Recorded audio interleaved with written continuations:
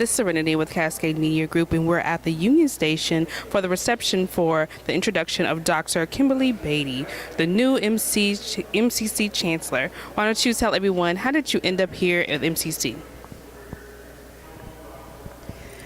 The opportunity for MCC is literally one of those things that was a surprise that I found out about, but the more I learned about the institution, the more I fell in love with the opportunity, and I'm really glad to be here, and I'm just thrilled that the Board of Trustees, the faculty, and staff have entrusted me with the opportunity.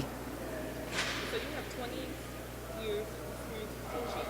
Why don't you tell us a little bit about where you came from? Sure, my journey has been to some degree long, but not quite, because I started when I was 12, of course. No, I'm just kidding. I started right out of college and started as a graduate assistant, and then in Baltimore, where I went to school, and then relocated out to Southern California, which is where I fell in love with the community college system and started teaching as an English faculty and earned tenure there as an English faculty member.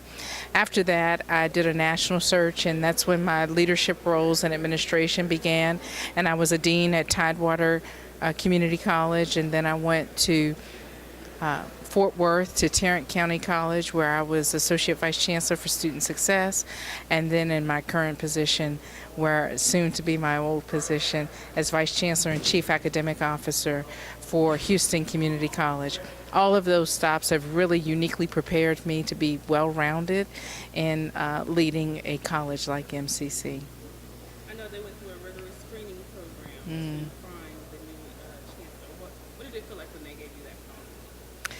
Well, it was exciting. When they gave me the call, it was very exciting, but it was a rigorous process. I think the process prior to probably the interview was the easier aspect of it, and I don't want to diminish any aspect of the process, but there's a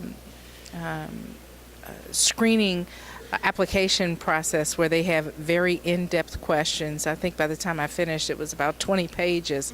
So there's a lot of writing and preparation and research that goes into even being considered as one of the semifinalists. Once you're a semifinalist, you do the interview, and then after the semifinalist round, you become a finalist, where you do campus visits and tours, where you get a lot of impromptu questions from faculty and staff. So you really have to know your stuff to get to that round.